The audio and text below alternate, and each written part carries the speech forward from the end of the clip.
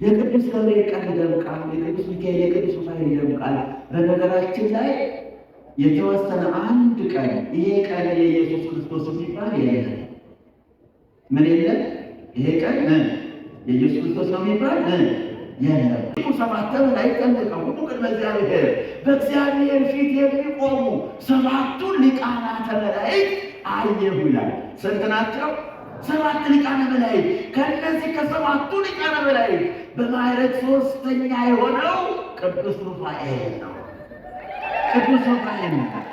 ቅዱስ ሩፋኤል በ23ቱ ነገደ መላእክት ላይ የተሾመ 23ቱ ሊቃነ መላእክት ላይ ወይም ነገደ መላእክት ላይ የተሾመ ከሰባቱ ሊቃነ መላእክት አንዱ ነው። ሰባት ሊቃነ መላእክት አሉ። ሶስተኛው ሩፋኤል ይባላል። ይህንን ሲናገር ሄኖክ መጽሐፍ ሄኖክ ምዕራፍ 6 ቁጥር 13 ላይ ቁጥር 3 ላይ በሰው ቁስል የተሾመ ወይንም በፈውስ ላይ የተሾመ ከከበሩ መላእክት አንዱ ሩፋኤል ነው ይላል። አንዱ ማን ነው? አንዱ ማን ነው? አዎ ለምኑት። ህመም የጸናባችሁ፣ ምጥ የጸናባችሁ፣ ምጥ የሚያስጨንቃችሁ ገና ከጽንሱ ጀምሮ ጸበሉን እየጠጣችሁ ለጥጡት በሐኪም ቤት በኦፕራሲዮን ከመውለድ ትድናላችሁ። በኦፕራሲዮን መውለድ ሁለተኛ አማራጭ ነው፣ አንደኛ አይደለም።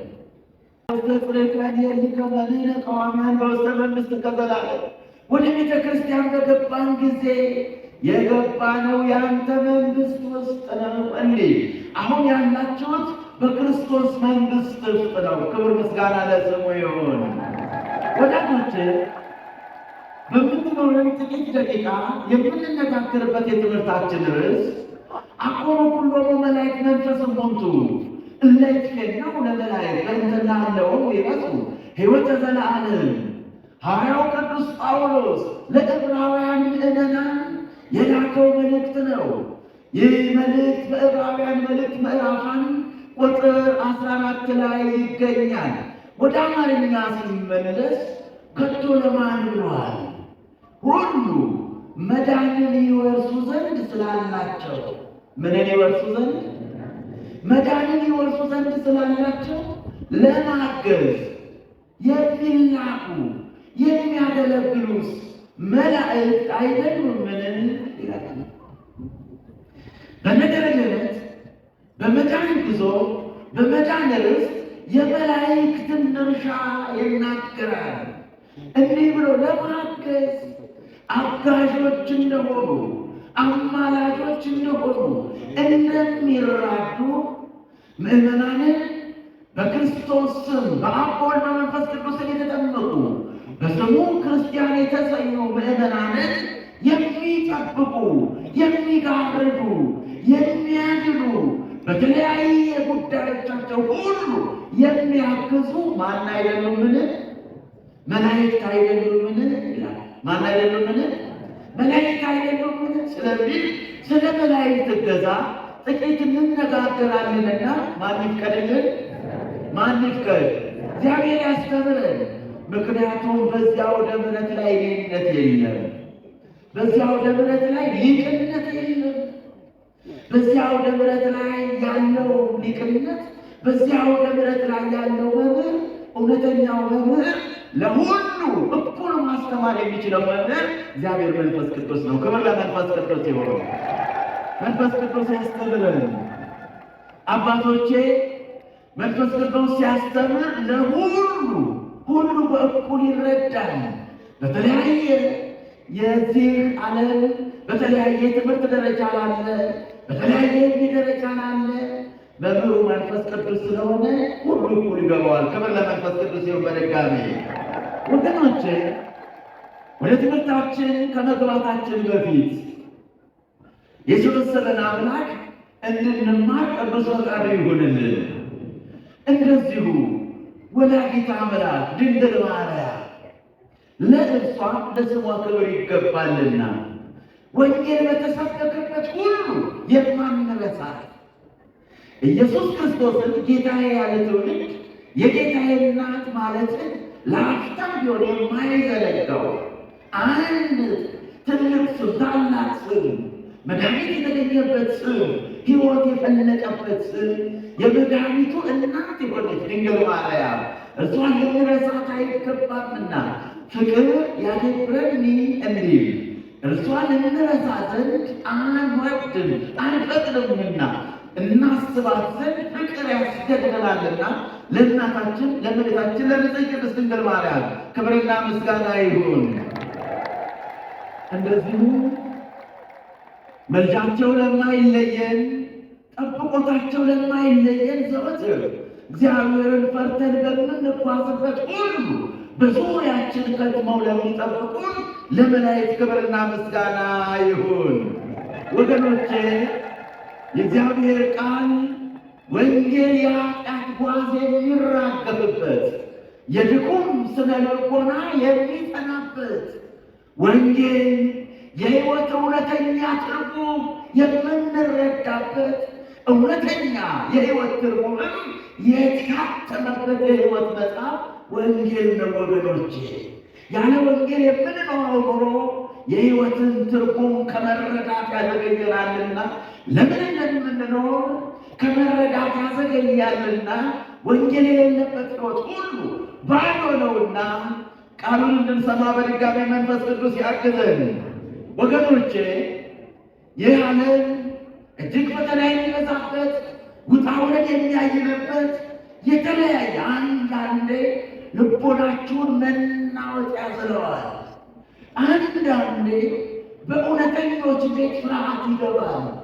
አንዳንድ ጊዜ እውነተኛ ክርስቲያን በሚል ልብ ውስጥ ፍርሃት ደርሶ ይጠፋል። ብቸኝነት እየተሰማው ያስተክዘዋል። በሰው መካከል ሰው የለኝም ብሎ ያስነባዋል። ዓለም በሚርመሰመስበት ሰው በበዛበት ባዶነት፣ ብቸኝነት ይሰማዋል። ወገኖቼ በሕይወታችሁ ሁሉ የምትደገፉት ከተደገፋችሁት ብቸኝነት የማይሰማችሁ መቼ ቢሆን የማይተዋችሁ እውነተኛ መደገፊያ እርሱ መድኃኔዓለም ነውና ሁላችንንም በቃሉ ይደግፈን። ክብር ምስጋና ለስሙ ይሁን። ወገኖቼ ወደ ትምህርቱ ስንመለስ አኮኑ ኩሎሙ መላእክት መንፈስ እሙንቱ እነርሱ መላእክቱን መንፈስ ይላል፣ መናፍስት ይላቸዋል። መናፍስት የሚልበት ትልቁ ምክንያት ርቀታቸውን ለመናገር ነው። መላእክት ረቂቃን ናቸው። የተፈጠሩት እስመ ውእቱ ይቤ ወኮኑ ወውእቱ ሐሰተ ወተፈጥሩ በቃሉ የፈጠራቸው ፍጥረታት ናቸው። በቀዳሚነት የተፈጠሩ የዕለተ እሑድ ፍጥረታት ናቸው። ዋና ዓላማ ደግሞ የተፈጠሩበት ዋና ዓላማ በሰማይ ያለውን ሰማያዊ ምስጋና በሰማይ ያለውን ምስጋና ያካሂድ ዘንድ ነው። ሥላሴን ለማመስገን ነው። ሁለተኛው ዓላማው ደግሞ እኛን መርዳት ነው። ሁለተኛው ዓላማው ምንድን ነው? ሰዎችን ማገዝ ነው። ሰዎችን መርዳት ነው። ስለዚህ ቅዱስ ጳውሎስ አኮኑ ኩሎሙ መላእክት መንፈስ እሙንቱ ካለ በኋላ እሌት ሄደው ለመላእክት ገንዘላለው ይረሱ ሕይወተ ዘላለም የዘላለምን ሕይወት ይወርሱ ዘንድ ላላቸው ለማገዝ የሚላኩ መናፍስት አይደሉምን? መናፍስት ተፈጥሯቸው ረቂቃን ናቸው። መላእክት ረቂቃን ስለሆኑ ዘይሬስዮሙ ለመላእክቱ መንፈሰ ወለእለ ትላክሙ ወነደሳት መላእክቱን መናፍስት ያደረገ አገልጋዮቹንም የእሳት ነበልባል ረቂቃን ናቸው። መናፍስት ሲባል ቦታ የማይወስናቸው ናቸው። ከነፋስ ይረቃሉ፣ ከነፍስ ይረቃሉ፣ ከነፍስ ደግሞ መላእክት ይረቃሉ። ረቂቃን ናቸው። ለምሳሌ ነፋስ በዚህ ጣራ ውስጥ ለመግባት ቆርቆሮ ነፋስ የሚያሾልክ ክፍተት ሊኖረው ይገባል። በህንፃው ላይ ለመግባት ህንፃው መሰንጠቅ ይኖርበታል። በዚህ ወደ መሬት ለመግባት መሬቱ መሰንጠቅ ይኖርበታል። ለመላእክት ግን እንዲህ አይደሉ። ከነፍስ የረቀቁ ከነፋስም የረቀቁ ረቂቃን ስለሆኑ በዚህ ውስጥ ለመግባት ይሄ ድንጋይ አይዛቸውም፣ ሲሚንቶ አያግዳቸውም፣ ብረት አያግዳቸውም።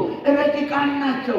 ወደ ባህር ለመጥለቅ በመቅመቅ ውስጥ ያለውን ምስጢር ለማውጣት ወደ በየትኛውም ዓለም ላይ ምንም የሚያግዳቸው ነገር የሌለ ረቂቃን ናቸው።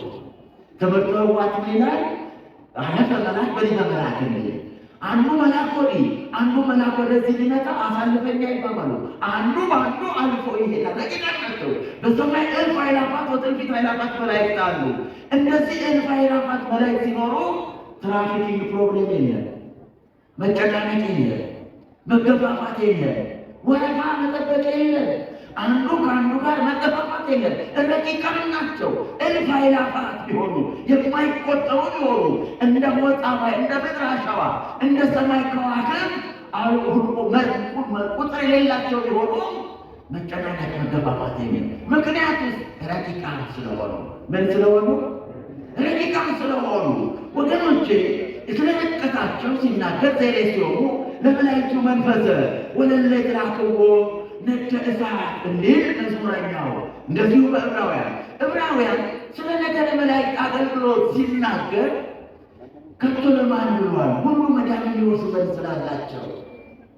የመድኃኒዓለም ዓላማ ሁሉም እንዲድንለት ስለሆነ የመድኃኒዓለም መስቀል ሁሉም ሰው የሕይወት ወራሽ እንዲሆን ስለሆነ ሁሉ ሕይወትን እንዲወርስ መንግሥተ ሰማያትን እንዲወርስ እንዲድን ስለሆነ በዚህ የውርስ ሂደት ውስጥ በዚህ የማዳን ሂደት ውስጥ አዳኙ ክርስቶስ ነው።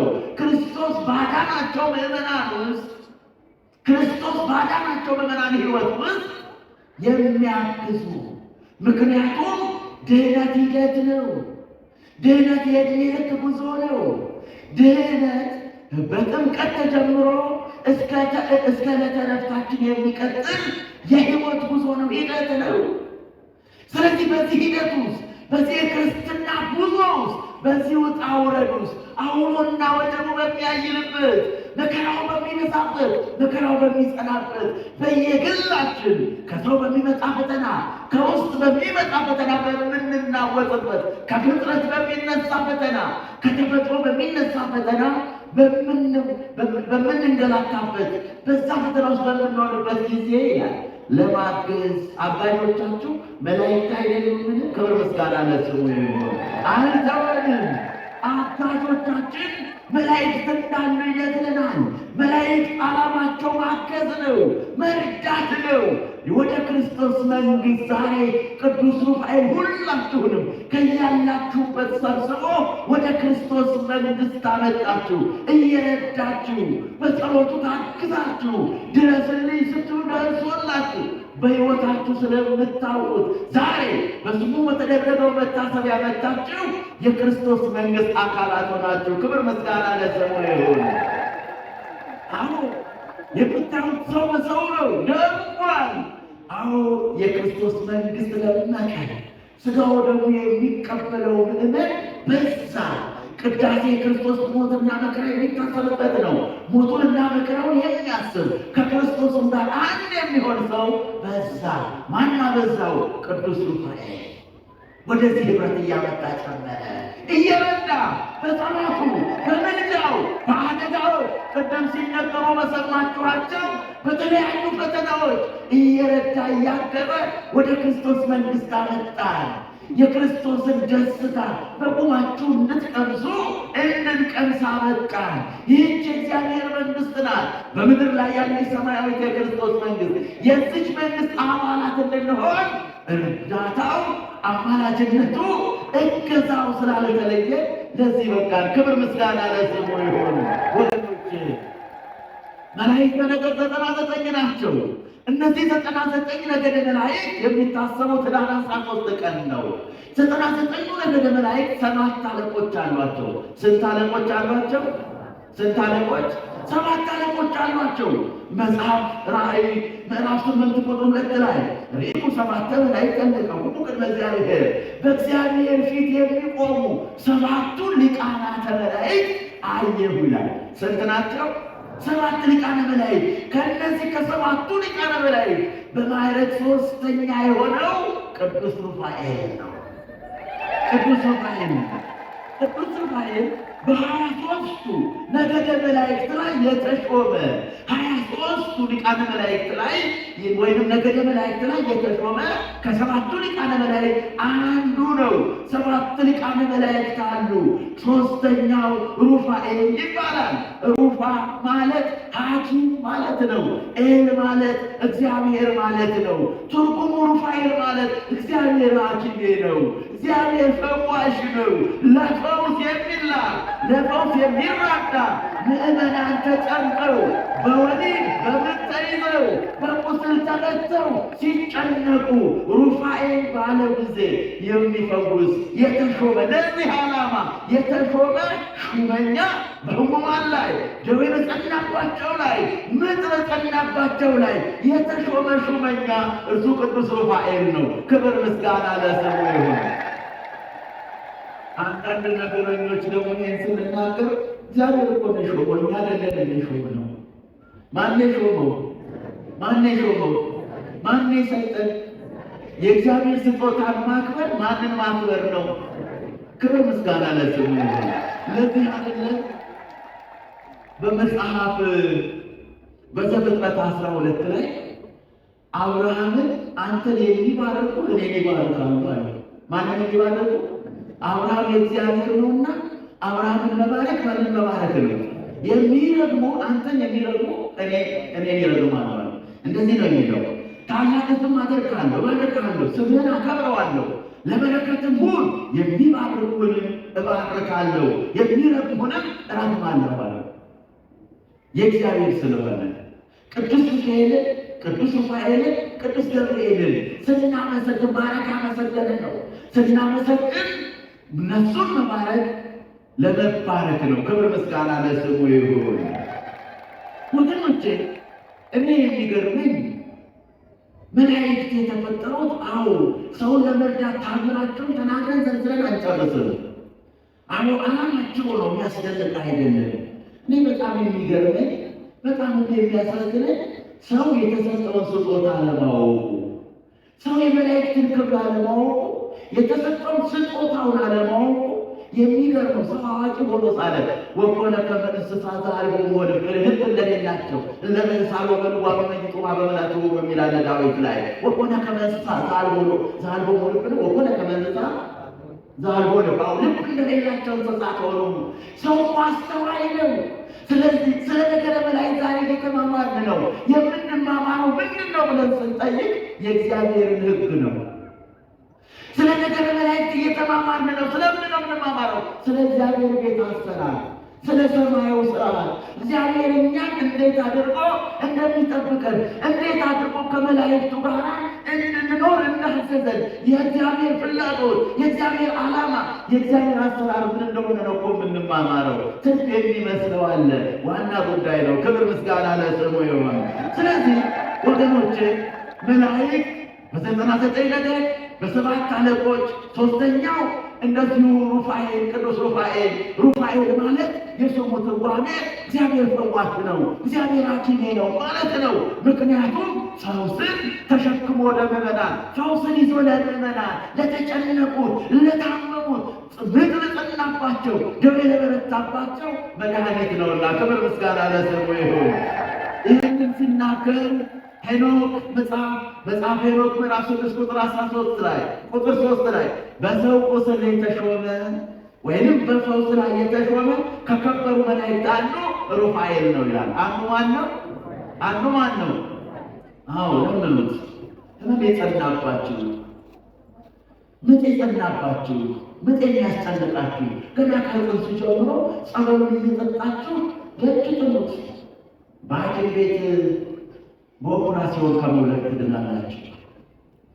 በኦፕራሲዮን መውለድ ሁለተኛ አማራጭ ነው፣ አንደኛ አይደለም። ተፈጥሯዊ አይደለም፣ ሰው ሰራሽ ነው። የተፈጥሮ ስርዓቱን ጠብቆ ሲሄድ ጤናማ ነው። ወደፊት ከሚከተሉ ችግሮችም ይጠብቃል። ስለዚህ ጠብቆ ጠጡ ቃል ኪዳኑ የማይታበል ነው። የእግዚአብሔር አሰራር በፈውስ ላይ በቁስል ላይ የተሾመ ሹም ነው። ጥሩት ይደርስላችኋል። ቃል ኪዳኑ የማይታበል አምላክ ነውና ክብር ምስጋና ለስሙ ይሁን። የቅዱሳንን ጸሎት ከሚያሳርጉ ወደ ከበረ ወደ ገነት ወደ እግዚአብሔር ጌትነት ከሚያገቡ ከከበሩ ከሰባቱ አለቆች አንዱ አለቃ እኔ ሩፋኤል ነኝ ይላል ራሱ ቅዱስ ሩፋኤል በመጽሐፈ ጦቢት ምዕራፍ 12 ቁጥር 5 ላይ እኔ ቅዱስ ሩፋኤል ነኝ ይላል። ክብር ምስጋና ለስሙ ይሁን። የቅዱሳንን ጸሎት የሚያሳርግ ወደ እግዚአብሔር ወደ ገነት ወደ እግዚአብሔር የሚያሳርግ ከእግዚአብሔር ጌትነት የእናንተን ጸሎት ንጹሑን እንባ እንደ ዕጣን ይዞ በሥላሴ ፊት ከሚያቀርቡ መላእክት አንዱ ቅዱስ ሩፋኤል እኔ ነኝ ይላል። ራሱ ነው የሚናገረው። እኔ ቅዱስ ሩፋኤል ነኝ ይላል። ክብር ምስጋና ለስሙ ነው። ወገኖቼ ዛሬ የምናከብረው በዓል በቅዱስ ሩፋኤል አማካኝነት የተከናወኑ አበይት ክንውኖችን እናስባለን። የቅዱስ ሩፋኤል የሰራቸው 2-3 ተአምራት ናቸው ማለት አይደለም። እንደ መነሻ ምዕመናን በቅዱስ ሩፋኤል ጸሎት እየተማጸኑ እንዲረዳቸው የመላእክትን እርዳታ እንዲያገኙ አብነት እንዲሆኗቸው ከተመዘገቡልን 3 ታሪኮች መካከል አንዱ ዋና ማዕከል አድርገን እናከብራለን። ዛሬ መገስጸ አንበሪድቅ ወይም የአንበሪድቅ መገስጸ አንበሪድቅ አሳ ነባሪ በባህር ውስጥ ያለ አሳ ነባሪ የገሰጸበት ነው።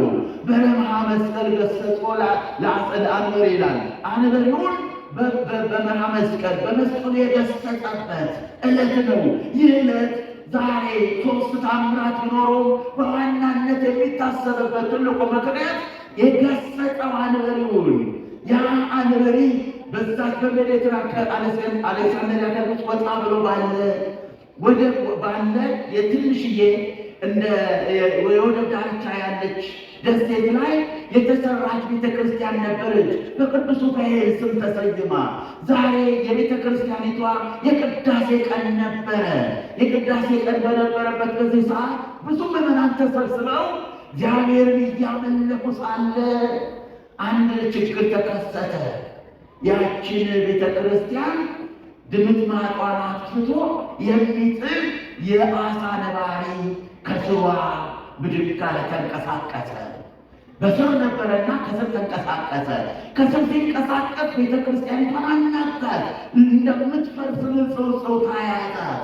በዚህ ጊዜ ያንን አሳ ነባሪ በዛ ያሉ ክርስቲያኖችን ሁሉ ውጦ ሊያስቀራቸው ባጋንንት ኃይል ያንን ችግር በሚፈጥርበት በዛ ሰዓት ምዕመናን ሁሉ ታምነው ድረስልን ቅዱስ ሩፋኤል ንጹሕ ጾታ ተከስቷል፣ ቤተ ክርስቲያኒቱን የሚያናጋ ኃይል ከስር ይሰማል፣ ልንጠፋ ነው፣ ልንሞት ነው፣ ሸሽተን አናመልጥ ድረስልን አሉ። በቀስት ደርሶ ቤተ ክርስቲያኒቱ እንደነበረ ጸጥ አድርጎ አሳ ነባሪውን ገስጾ የምዕመናንን ሕይወት ያተረፈበት የታደገበት ዕለት ነው። ወገኖቼ ዕለት ነው።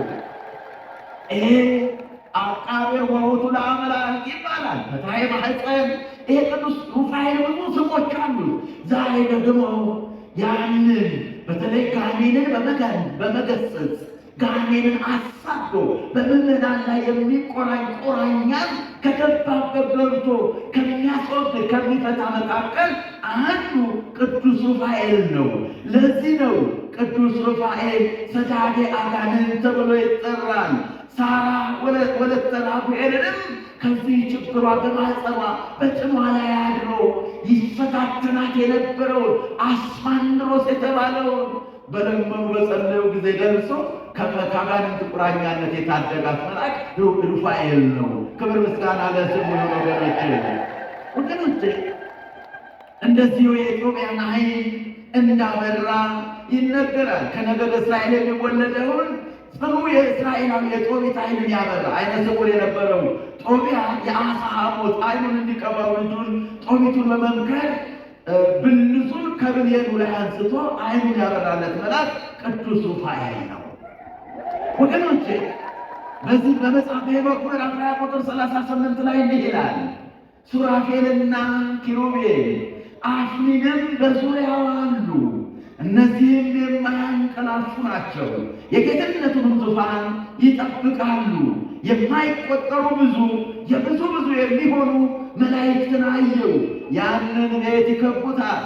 ሚካኤልና ገብርኤል፣ ሩፋኤልና ፋኑኤል፣ በሰማያት ያሉ ቅዱሳን እያለ ሰባቱ ሊቃነ መላእክት ይጠራል። ክብር ምስጋና ለስሙ ይሁን። ወገኖቼ ትምህርታችንን እንጠቅም። ዛሬ ለምን መጣ ብለን ስንል ቅድስት ቤተ ክርስቲያን የቅዱስ ሩፋኤልን መታሰቢያ በማድረጓ ምክንያት መጣን። እንዴት መጣን? የቅዱስ ሩፋኤልን ተራዳኢነት በሕይወታችን ስለቀመስን ጸሎቱ ስለረዳን መጣን። እየተማማርን ነው። ለምን እንማማራለን? ስለ ነገረ መላእክት መማማር የእግዚአብሔርን ሕግ ማወቅ የእግዚአብሔርን አሰራር ማወቅ ስለሆነ በዚህ ምክንያት ምን እንማራለን? መላእክት በሕይወታችን እንዴት ልንጠቀምባቸው፣ እንዴት ልንታገዝባቸው፣ እንዴት ልንጠራቸው፣ በሕይወታችንም እንዴት አብረናቸው ልንኖር እንደሚገባ በክርስትና ጉዟችን በክርስትና ሕይወታችን ከመላእክት ጋር ምክንያቱም መደንግጣን ግሩማን ልዑላን ናቸው።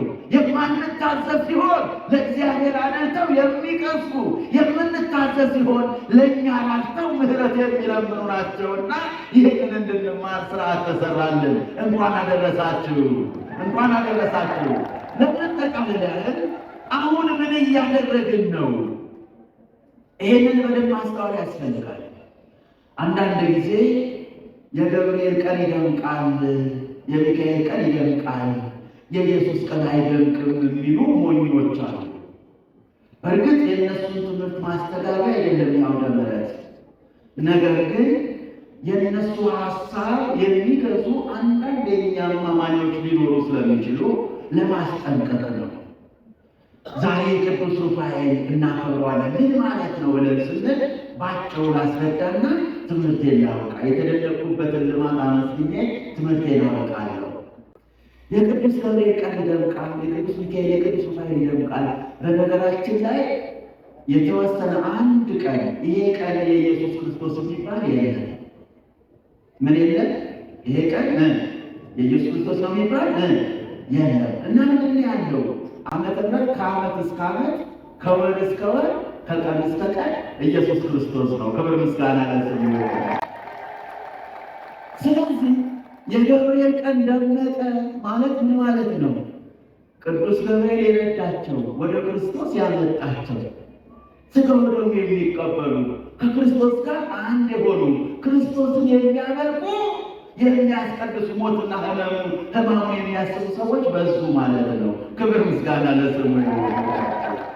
የሩፋኤል ቀን ደመቀ ብለን ስንል ሩፋኤል የረዳቸው በአማላጅነቱ ያገዛቸው ሰዎች ረድኤት ሆኑ፣ ቀስቃሽ ሆኑ፣ ኃይል ሆኑ፣ ጉልበት ሆኑ፣ ወደ እግዚአብሔር መንግሥት አመጣቸው ማለት ነው። ክብር ምስጋና ለስሙ ይሁን። ለምን? ምክንያቱም የመላእክቱ ተልእኮና ዓላማ ወደ ክርስቶስ መንግሥት ማምጣት ስለሆነ ሞቀ ደመቀ የዋዘኞች ዝም ብለው ነገረ መለኮትን በጉልበት በባዮሎጂ ደፍሮ የሚያስተምረዋል። የባዮሎጂ መምህራን የወንጌል ሰባኪ ሆነዋል። የሚናገሩትን ልክ የሰውን አሰራር ለሰማያዊ ሰጥተው የሚናገረው። ስለዚህ በስህተት ትምህርት እንዳትጠመዱ ልትማሩ ያስፈልጋል። አሁን ዛሬ በዝተናል። የበዛው የክርስቶስ መንግሥት ነው።